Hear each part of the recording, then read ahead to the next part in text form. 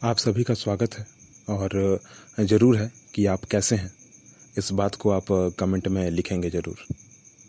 फ़िलहाल आप like, comment, share, subscribe, follow, क्योंकि अगर आप इस चैनल से जुड़े रहना चाहते हैं तब तो आपको करना होगा। फ़िलहाल हम लोग जो है ना क्रैकर्स, इस पॉडकास्ट एपिसोड में क्रैकर्स की बात करने वाले हैं। जब भी हमारे दिमाग में यह शब्द आता है ना, तुरंत दीपावली का त्यौहार दिमाग में एक बार जो है ना स्ट्राइक कर ही जाता है। वैसे भी आसमान में चमकीले रंग एक आवाज़ के साथ सुनने में बहुत अच्छा लगता है। दीपावली का त्यौहार जो है ना इस चीज़ से अछूता नहीं है, बिल्कुल भी नहीं। परंतु मैं आपको कई लेखकों के बारे में बताता हूँ जो कि फ़िलहाल आज के पीढ़ी के हैं। वो कहते हैं कि क्रैकर सिर्फ एक दिन नहीं, हर दिन हमारे आसपास, हमारे कानों में सुनाई भी देता है, ठीक है, और हर दिन हमारे आसपास वो दिखता भी है।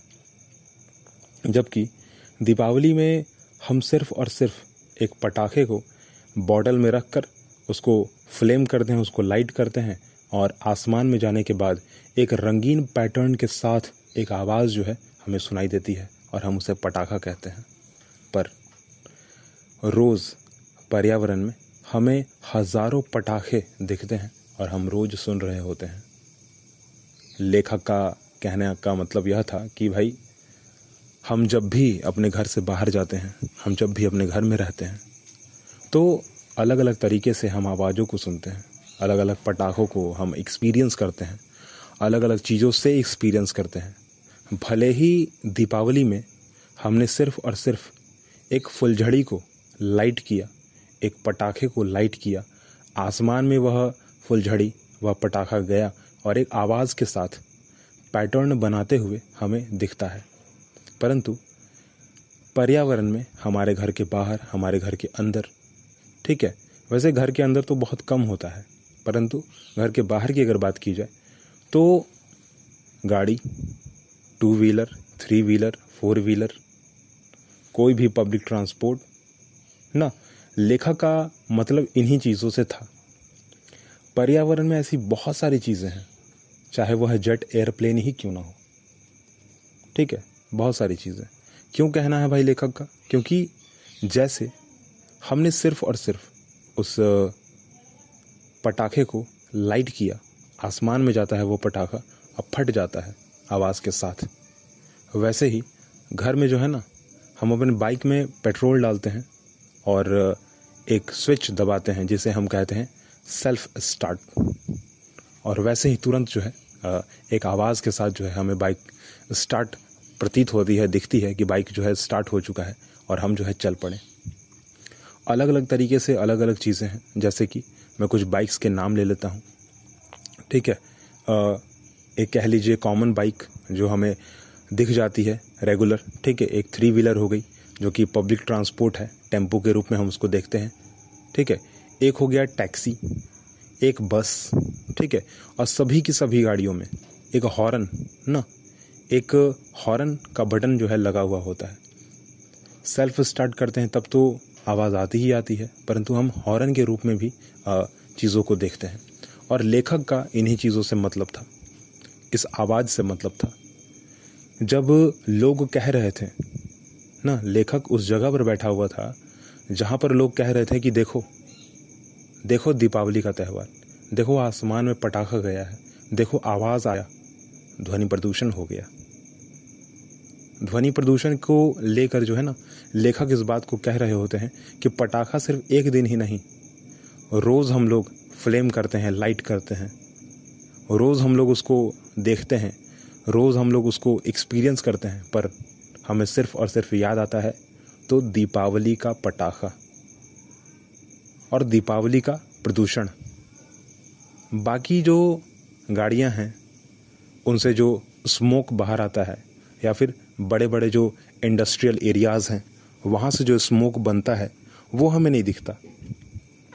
यहाँ तक कि जब तेज़ गाड़ियाँ जो है वो रास्ते पर दौड़ पड़ती है ना धूल उड़ाते हुए, तभी लोगों को नहीं दिखता कि प्रदूषण हो रहा है, ध्वनि प्रदूषण हो रहा है, वायु प्रदूषण हो रहा है।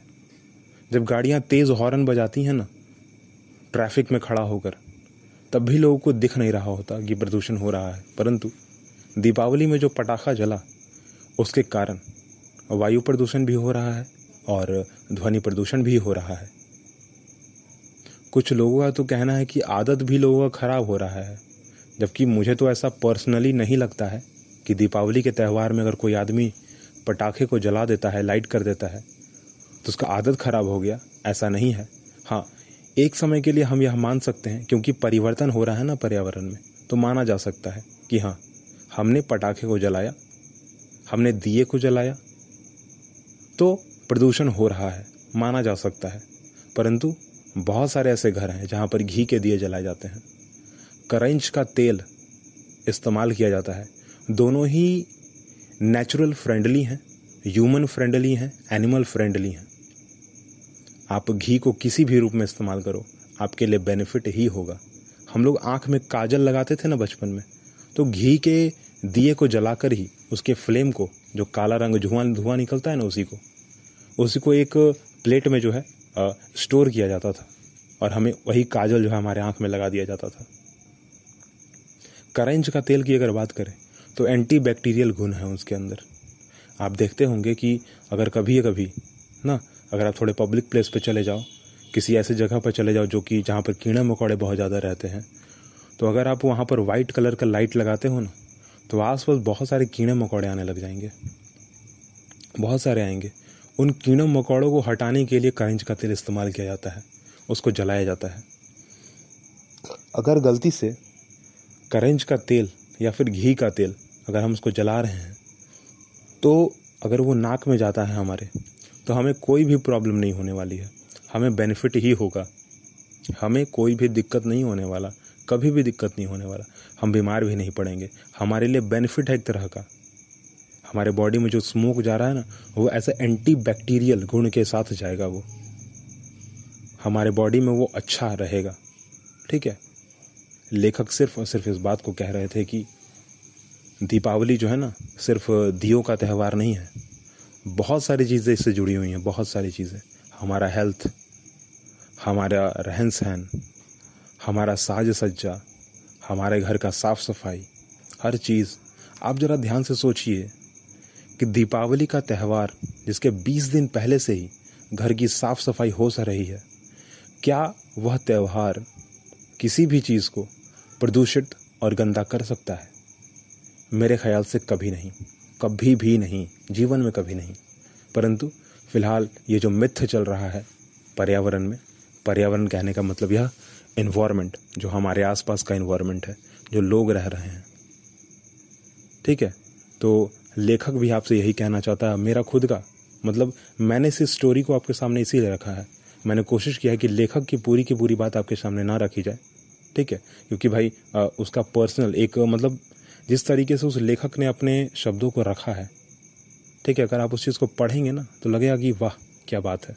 मतलब दीपावली के त्यौहार को कोई आदमी इस नज़रिए से भी देख सकता है, और मैंने उसकी सुंदरता को ख़राब करने की बिल्कुल भी कोशिश नहीं की है। मैंने कोशिश यही किया कि मैं अपनी बात को यहाँ पर रखूँ और उसकी बात को सिर्फ और सिर्फ बेस लाइन बनाकर चलूँ। लेखक ने इस बात पर बहुत ज़्यादा जोर दिया है कि जहाँ दीपावली का त्यौहार घर की साफ सफाई, फेस्टिवल ऑफ लाइट से जुड़ा हुआ है, क्या वह त्यौहार पर्यावरण के प्रदूषण के लिए जिम्मेदार हो सकता है? लेखक ने बहुत ही जोर देकर कहा है नहीं, और मैं भी समर्थन में हूँ, पूरी की पूरी तरह अगेंस्ट नहीं हूँ। ठीक है, भले ही पर्यावरण आज बदल रहा है, बहुत सारी चीज़ें जो हमारे आंखों के सामने हमें दिखती हैं, ठीक है, परंतु हमने उसको एक गलत तरीके से लिया हुआ है। हमने जो कर रहे हैं शायद गलत कर रहे हैं, तब हमें वो प्रदूषण दिख रहा है। हम शायद उसे एक्सपीरियंस भी कर रहे हैं, जो कि होना नहीं चाहिए था, परंतु हो रहा है। लेखक ने इस चीज़ पर भी बड़ा जोर दिया है और ध्यान से रखा है अपनी बातों को, और ठीक ठाक से जो है ना सभी चीज़ों को हमारे सामने रखा है। मैं भी इस बात को जो है आपके सामने रख रहा हूँ। कोशिश यही है कि आपको समझाया जा सके, समझ सके आप भी, क्योंकि बहुत सारे लोग हैं ना जो इस चीज़ पर कह रहे हैं कि नहीं, दीपावली में पटाखे मत जलाइए, दीपावली में दिए मत जलाइए, दीपावली में जो है बाकी की चीज़ें जो हो मत करिए, रंगोली मत बनाइए।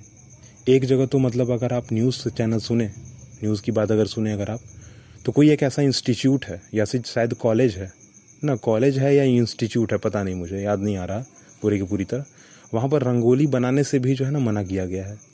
अगर आप मेरे इससे पहले वाले अगर एपिसोड का अगर आप सुने तो मैंने वहाँ पर एक बहुत ही अच्छा सा रंगोली के बारे में बताया कि क्यों रंगोली क्यों बनाना चाहिए। ज़्यादातर रंगोली जो है ना वो चावल के दानों से, चावल के पीसे हुए दानों से या गुड़ से बनाया जाता है। और क्यों बनाया जाता है इसका मैंने आंसर जो है इससे पहले वाले पॉडकास्ट में दे दिया है, आप चाहें तो वहाँ सुन सकते हैं। और नहीं तो आप खुद इमेजिन कीजिए कि ऐसा क्या हुआ होगा, ऐसा क्या होता होगा कि चावल के दानों से या फिर चावल को पीस कर उससे रंगोली बनाई जाती थी। लेखक ने तो ध्वनि प्रदूषण और वायु प्रदूषण के बारे में कहा है, हमसे अपनी बातों को जो है साझा किया है। ठीक है कि उसने पुस्तक के रूप में रख दिया इस चीज़ को, मैंने पढ़ा और मैंने आपके सामने इस बात को रखा। वैसे भी दीपावली का त्यौहार है, आप सभी को शुभकामनाएं। आपका पूरा का पूरा जो परिवार है वो उसका जीवन जो है वो अच्छा जाए, दिन मंगलमय हो, जीवन मंगलमय हो और साल जो है अच्छा हो आपके लिए। फ़िलहाल जो है मैं आप सबसे विदा लेता हूँ, अपनी बातों को यहीं पर रोक देता हूँ। Like, comment, share, subscribe, follow जो है वो करना नहीं भूलिएगा, क्योंकि अगर आपको मुझसे जुड़ना है, मेरी बातों को सुनना है, तो उसके लिए तो कम से कम सब्सक्राइब तो करना होगा। फ़िलहाल अगली बात हम लोग अगले पॉडकास्ट एपिसोड करेंगे। और आप इस बात को बिल्कुल भी नज़रअंदाज नहीं कीजिएगा कि दीपावली जो है ना, दीपावली सिर्फ़ और सिर्फ हमें साफ़ सफाई और अच्छी बातें सिखाता है, प्रदूषण और प्रदूषित चीज़ों को आगे बढ़ाना नहीं सिखाता। ध्यान दीजिएगा इस बात पर। थैंक यू कि आप मुझसे जुड़ते हैं और थैंक यू कि आप मेरी बातों को सुनते हैं और थैंक यू इस बात के लिए भी कि आप मेरे इस चैनल को लाइक करते हैं और आप हमेशा हमारे से जुड़कर रहते हैं। मिलेंगे हम लोग अगले एपिसोड में।